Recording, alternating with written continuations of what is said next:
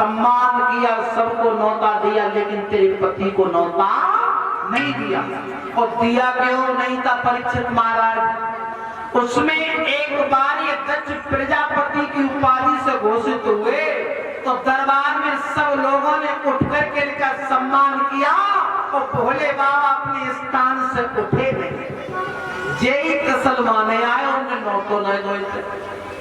सती मैया उसी समय योग की अग्नि में जल करके भस्म हो गई और अपने पिता को श्राप दे गई, पिताजी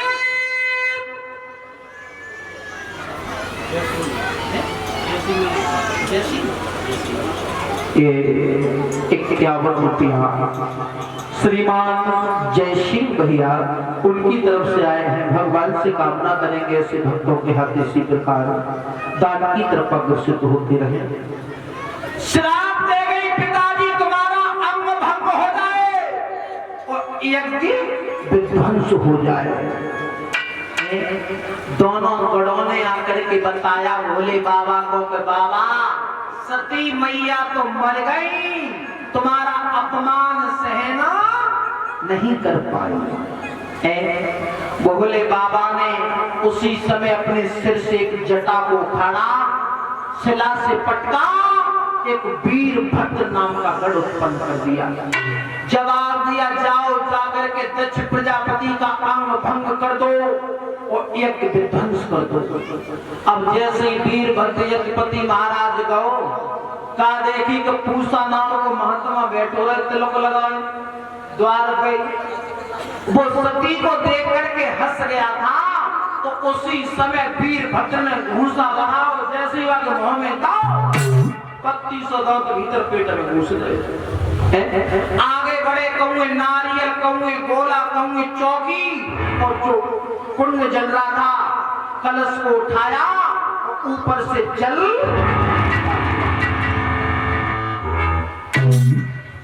जैसे ही वो यज्ञ विध्वंस हुआ। आगे बढ़कर के तलवार निकाल करके उसी समय वीरभद्र ने दक्ष प्रजापति के सिर को धड़ से अलग। देवता में हाहाकार मचने लगी कि यज्ञ तो विराम हो गया, यज्ञ अधूरा रह गया। सब देवता इकट्ठे हुए। देवता इकट्ठे होकर के भोले बाबा के पास में आए। जवाब दो बाबा, क्या बात को तुम जानते और हम जानते हैं, यज्ञ कभी अधूरा नहीं रहता, यज्ञ पूरा करवाओ। और यज्ञ पूरा तो परीक्षित महाराज जब होए और जब ये दक्ष प्रजापति पे हाथ से कुंड में आहुति डाले और दक्ष प्रजापति का तो सिर अलग हो गया। तो भोले बाबा ने जे कही के एक बात बताओ देवताओं, जो तुम अपने विमान पे बैठ के जा रहे तो कोई जोग सोच ले तो क्या आगे की ससुरा रहे मां जे जाओगे कि नहीं जाएंगे, और आज तो मतलब लेके आए गए हो बाबा कछ करो यज्ञ पूरा करवाओ। तो बाबा ने ये कहा कि एक बकरा मंगवाओ, उस बकरे का सिर काट करके दक्ष प्रजापति के धड़ पे लगाओ तो दक्ष प्रजापति जीवित हो सकते हैं। अच्छा जीवित तो बेचू है जाते, उन्होंने कोई सिर लगाओ जातो तो, लेकिन श्राप था कि अंग भंग हो जाए। अब देखो जैसे ही बकरे का सिर लगवाया, अब दक्ष प्रजापति जीवित हो गए। अब दक्ष प्रजापति कुछ कहना चाहते भीतर से, लेकिन सिर तो है बकरे का और धड़ है मनुष्य का। मुंह में तो आवाज निकली तो क्या निकली महाराज, बम बम बम। कुछ कहते हैं तो बम में ही बम निकलते। आपने देखा होगा शिव तेरे सिवाय जना हम जैसे नौजवान पट्टा जाता है कावल भरवे के लिए, कावल ले गए तब एक दोहा गाते, दोहा और पीछे तो कहते हैं भोला दे बम। तो ये बम सबसे पहले किसने बोली, दक्ष प्रजापति ने।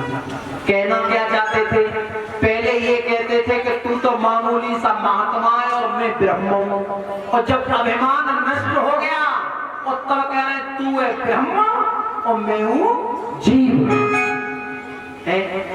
मेरे भगवत श्रोताओं, कावल खूब भरी जाती, तुम्हारी भरी जाती महाराज। नौजवान लड़कन को पूछियो, कौने की हमारी धोए भरी जाती है, कौने की हमारी 3 है गई, कौने की हमारी चौथी है, कौने की 5वीं है, कौने की चच्चा हमारी 8वीं है। और उन्हीं लड़कन में का राजबुजुर्ग काउदना एक को हाथ पकड़ के एकांत में ले जाके पूछिए, लला 8वीं काबर तो तुम्हारी है गई, लेकिन तुमने अपने बाप के लिए नाये के लिए बाल्टी के ते जना बढ़ गई पानी की, तो मुंह में ते आवाज ना निकले। महाराज सबसे बड़े देवी देवता कोई है तो माता पिता है। माता पिता को कोई पूछ नहीं रहा है और वैसे ही भाज रहे तीर्थ स्थान में, कोई फायदा नहीं है। अब जैसे ही दक्ष प्रजापति जीवित हुए हैं, यज्ञ पूरा हुआ और भोले बाबा ने सती मैया के पार्थिव शरीर को